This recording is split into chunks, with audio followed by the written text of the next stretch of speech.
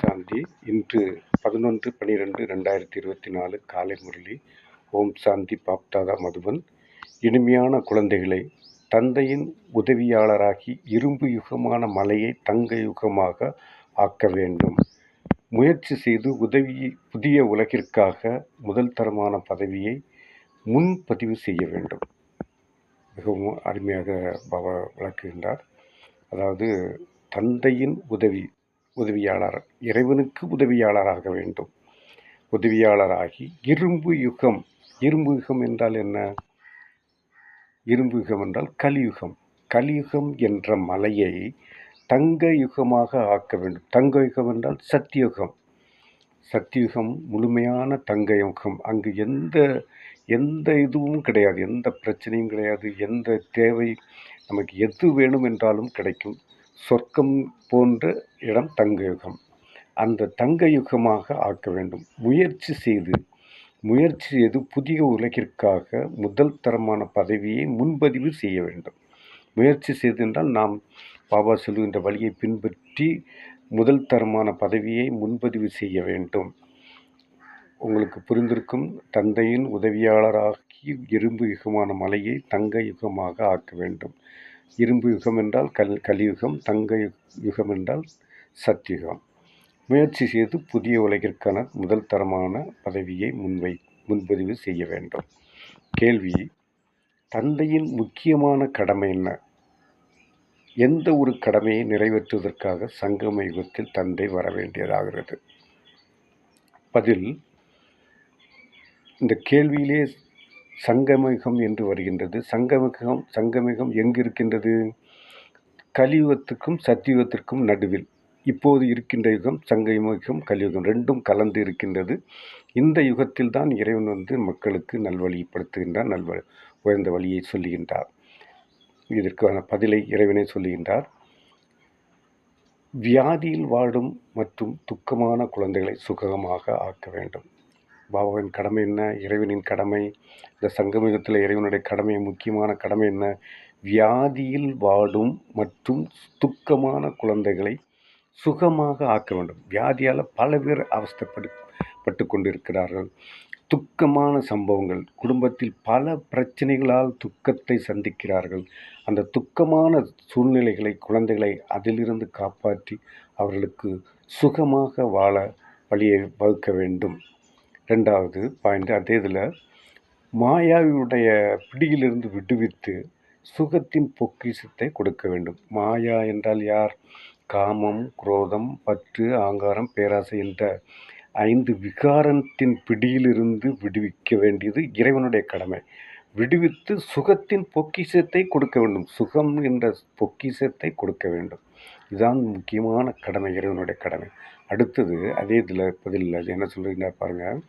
இதுதான் தந்தையின் முக்கியமான கடமையாகும். இதனை சங்கம யுகத்தில் தான் தந்தை பூர்த்தி செய்கின்றார். இந்த குழப்பங்களை எல்லாம் சங்கம யுகத்தில் தான் பூர்த்தி செய்கின்றார். பாபா கூறுகின்றார், நான் உங்கள் அனைவருடைய குறைகளை போக்கி அனைவர் மீதும் கருணை காட்டுவதற்காக வந்திருக்கிறேன். எப்படி பாருங்கள், இறைவன் இந்த மாதிரி யாருமே சொல்ல மாட்டார்கள், யாரும் செய்ய மாட்டார்கள். இதை அனுபவிக்கின்ற ராஜயோகத்தை கற்றுக்கொண்ட குழந்தைகளுக்கு அனைவருக்கும், உலகத்தில் இருக்கிற அனைவருக்கும் தெரியும். என்ன சொல்லுகின்றார் பாருங்கள். நான் உங்கள் அனைவருடைய குறைகளை போக்கி அனைவர் மீதும் கருணை காட்டுவதற்கு. கருணை நம்மளுக்கு இன்றைய உலகத்தில் கருணை என்பது இல்லை. அதை கொடுப்பதற்காக இறைவன் இந்த சங்கமத்தில் தோன்றியிருக்கிறார். கருணை காட்டுவதற்காக வந்திருக்கிறேன். அது உண்மை.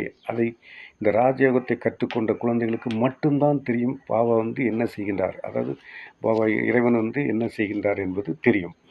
இப்பொழுது முயற்சி செய்து 21 பிறவிகளுக்காக தன்னுடைய உயர்ந்த அதிர்ஷ்டத்தை உருவாக்கி கொள்ளுங்கள். இந்த சந்தர்ப்பத்தை பயன்படுத்தி 21 பிறவிகளுக்காக தன்னுடைய உயர்ந்த அதிர்ஷ்டத்தை உருவாக்கி கொள்ளுங்கள். நாம் நினச்சிட்டோம் இந்த பிறவியில் முடிச்சிட்டோம், எல்லாத்தையும் முடிச்சிட்டோம் அப்படின்னு நினைக்கக்கூடாது. இப்போ ஏதோ பிறந்தோம், வாழ்ந்தோம், சாப்பிட்டோம், போனோம் அப்படின்னு நினைக்கக்கூடாது. நமக்கு ஆத்மாவில் 3 பகுதிகள் இருக்கின்றது. மனம், புத்தி, சன்ஸ்கார். அந்த சம்ஸ்காரம்னு சொல்லுவாங்க, சன்ஸ்காரம்னு சொல்லுவாங்க. அந்த சன்ஸ்காரங்களோட அந்த பகுதியில் நாம் செய்கின்ற பாவ காரியங்கள், புண்ணிய காரியங்கள் எல்லாம் பதிவாகி இருக்கும். ஒரு கல்பத்துக்கு உள்ள எல்லாமே பதிவாகியிருக்கும். ஒரு கல்பம் என்பது 5000 வருடங்கள். 5000 வருடத்தில் 84 பிறவிகள் எடுத்து என்னென்ன செய்கின்றோமோ அத்தனையும் பதிவாகியிருக்கும். அந்த பதிவு நாம் அந்த ஆத்மாவில் இருந்து கொண்டே இருக்கும். இந்த உடல் மட்டும்தான் மாறும்.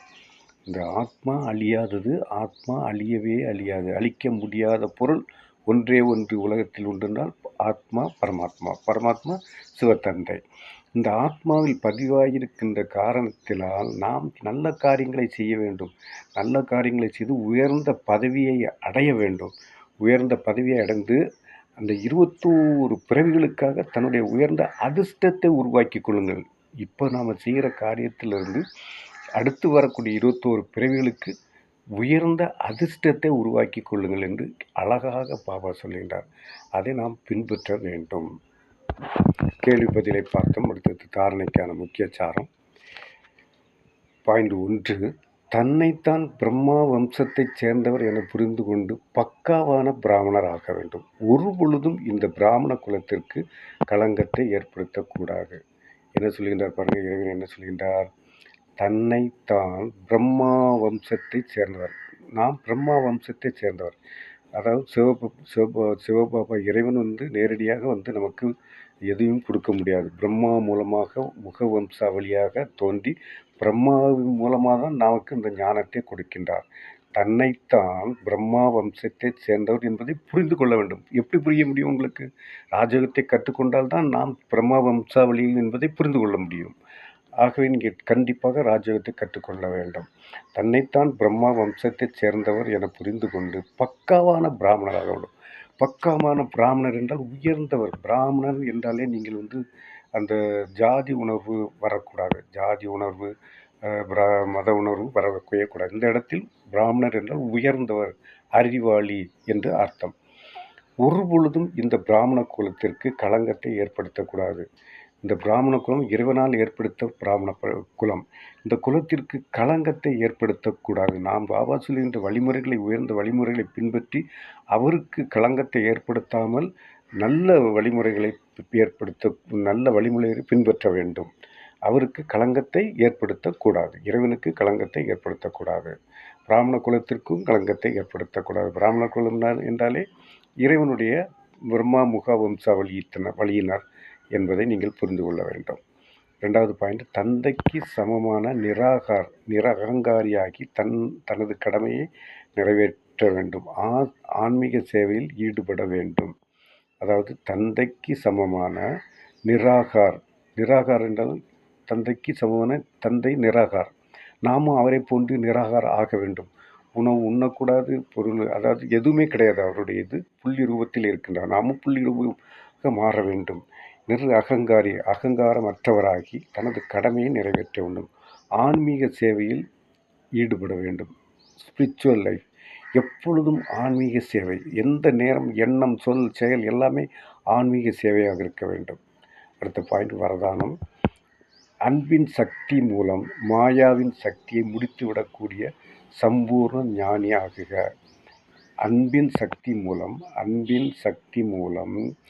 மாயாவின் சக்தியை முடித்துவிடக்கூடிய அன்பால அந்த சக்தி மூலம், மாயா என்றால் யார்? காமம், குரோதம், பற்று, அகங்காரம், பேராசை, இந்த விகாரங்களின் சக்தியை முடித்துவிடக்கூடிய சம்பூர்ண முழுமையான ஞானி, அறிவாளி ஆகுக என்று வரதானத்தை சொல்கின்றார். இதனுடைய விளக்கம், அன்பில் மூழ்கி விடுவதுதான் சம்பூர்ண ஞானமாகும். அன்பில் மூழ்க வேண்டும். யாரிடமும் அன்பாக பேசுங்கள், அன்பாக பழகுங்கள். அவர்கள் நமக்கு இடையூறு செய்தாலும் அவரிடம் அன்பாக பேசுங்கள், அன்பாக நடைமுறைப்படுத்துங்கள், அன்பை நடைமுறைப்படுத்துங்கள். அன்பில் மூழ்கி விடுவதுதான் முழுமையான அறிவு ஆகும். அன்பு பிராமண வாழ்க்கையின் வரதானமாகும். சங்கம யுகத்தில் அன்பின் கடல், அன்பின் வைரங்கள், முத்துக்களின் தட்டுக்களை நிரப்பி தந்து கொண்டிருக்கின்றார் என்றால் அன்பில் நிறைந்தவர் ஆகுங்கள் என்று இறைவன் கூறுகின்றார். அன்பின் சக்தி மூலம் பரிஸ்திதி என்ற மலை மாற்றமடைந்து தண்ணீருக்கு சமமாக லேசாகிவிடும். எப்படி சொல்லுறாரு பாருங்க. அன்பின் சக்தி மூலம் பரிஸ்திதி என்ற மலை மாற்றமடைந்து தண்ணீருக்கு சமமாக லேசாக்கிவிடும். மாயாவின் எத்தகைய பயங்கர ரூபம் அல்லது ராயல் ரூபம் எதிர்கொண்டாலும் மாயாவின் எத்தகைய பயங்கர ரூபம் அல்லது ராயல் ரூபம் எதிர்கொண்டாலும் ஒரு வினாடியில் அன்பு கடலில் மூழ்கி விடுங்கள். ஒரு நிமிஷத்தில் நீங்கள் அன்பால் எவ்வளவு பெரிய மாயா எவ்வளவு பெரிய துன்பத்தை கொடுத்தாலும் அந்த உங்களுக்கு தெரியும், ஏற்கனவே பல முறை சொல்லிவிட்டேன். மாயா காமம், குரோதம், பற்று, அகங்காரம், பேராசை இந்த 5 விகாரங்கள் மூலமாக பயங்கரமான ரூபம், பயங்கர ராயல் ரூபம் எதிர்கொண்டாலும் ஒரு வினாடியில் அன்பு கடலில் மூழ்கி விடுங்கள். அப்போது அன்பின் சக்தியால் மாயாவின் சக்தி முடிந்து போகும். அப்போது உங்களுடைய அன்பின் சக்தியால் மாயாவின் சக்தி முடிந்துவிடும். ஸ்லோகன்: உடல் மனம் செல்வம். உடல் மனம் செல்வம் மனம் சொல் செயல் மூலம். உடல் மனம் செல்வம் மனம் சொல் செயல் மூலம் பாபாவின் காரியத்தில் சதா சகயோகியாக இருப்பவர் தான் யோகி ஆவார். யோகினா யாரு என்று சொல்கின்றார். யோகினா யாரு? அதாவது உடல் மனம் செல்வம் மனம் சொல் செயல் மூலம் பாபாவின் காரியத்தில் சதா சகயோகி என்றால் ஒத்துழைத்து இருப்பவர், ஒத்துழைப்பு கொடுத்து இருப்பவர் தான் யோகி ஆவார் என்று அருமையாக சொல்கின்றார். ஒவ்வொரு வாணி, இந்த வாணியும் முழு வாணியும் படிப்பதற்கு தேனாமிர்தத்தை குடித்தது போன்று இருக்கும். இதை 2-3 முறை நான் படித்து விட்டேன் என்று நீங்களும் பல முறை, குறைந்தது 5 முறையாவது படிக்க வேண்டும். இந்த வாணியை குறைந்தது 5 முறையாவது படிக்க வேண்டும். வாணியை படித்து நன்றாக கடைந்து எடுத்து, அந்த தயிர் கடைவது போன்று கடைந்து எடுக்க வேண்டும். எடுத்து மனன சிந்தனை, அதை புரிந்து கொண்டு படியுங்கள். நீங்கள் இதை புரிந்து கொண்டு படிக்க வேண்டும். இந்த வாணியை படித்தாலோ நான் சொல்வதை கேட்டாலோ உங்களுக்கு புரிவது சிரமம், கஷ்டம். அதற்காக நீங்கள் செய்ய வேண்டியது, இது இப்போ ராஜயோகத்தை கற்றுக்கொண்ட பாபா குழந்தைகளை கற்றுக்கொண்ட பாபா குழந்தைகள் மற்றும் ராஜயோகத்தை கற்றுக்கொண்ட குழந்தைகளுக்குத்தான் புரியும். இந்த வாணியை நான் படிக்கின்றேன், இது ராஜயோகத்தை கற்றுக்கொண்டு இந்த பிரம்மகுமாரில் இயக்கத்தில் இருக்கின்ற குழந்தைகளுக்கு மட்டும்தான் புரியும். உலகத்தில் 7 மணிக்கு உலகம் முழுவதும் கேட்டுக்கொண்டிருப்பார்கள், அத்தனை பேரும் கேட்டுக்கொண்டிருப்பார்கள். இதை நீங்கள் உங்களுக்கும் புரிய வேண்டும் என்றால், வாழ்க்கையில் முன்னேற வேண்டும், நல்லது நடக்க வேண்டும், யாருக்கும் துன்பத்தை துக்கத்தை கொடுக்கக்கூடாது, நாமும் சந்தோஷமாக இருக்கணும், சுகமாக இருக்க வேண்டும் என்ற எண்ணம் இருந்தால் பிரம்மகுமாரில் யோகா சென்டருக்கு செல்லுங்கள். அங்கு சென்று முறையாக 7 நாள் வகுப்பை படித்து, அதில் பின் அமிர்த வேளை, தினமும் காலை அமிர்த வேளையில் எழுந்து அமர்ந்து அதை கடவுளோடு தொடர்பு கொண்டு அவரிடம் பேச வேண்டும். அதை முடித்து கொண்டு 7 மணிக்கு இந்த வாணி கேட்க வேண்டும். அவ்வளவு அருமையாக இருக்கின்றது. இந்த வாணியை பின்பற்றினால் போதும், அத்தனை பேரும் வாழ்க்கையில் முன்னேறலாம், உயர்ந்தவர்களாகலாம், சிறப்பாக அமையும். அதை புரிந்து கொள்ளணும். உங்களுக்கு அந்த இறைவன் தேர்ந்தெடுக்க வேண்டும். உங்களை இறைவன் தேர்ந்தெடுத்தால்தான் நீங்கள் அங்கே வர முடியும். இல்லாதவர்களுக்கு அந்த வாய்ப்பு குறைவு. அதை ஏற்படுத்தி கொள்ள வேண்டும். அந்த வாய்ப்பு இல்லாதவர்கள், அவர்கள் கூட வாய்ப்பு கிடைக்காவிட்டாலும் நீங்கள் சென்டருக்கு வந்து அந்த கிளாஸில் சேர்ந்து படிக்க வேண்டும். படித்து வாழ்க்கையில் முன்னேற வேண்டும். நன்றி. ஓம் சாந்தி.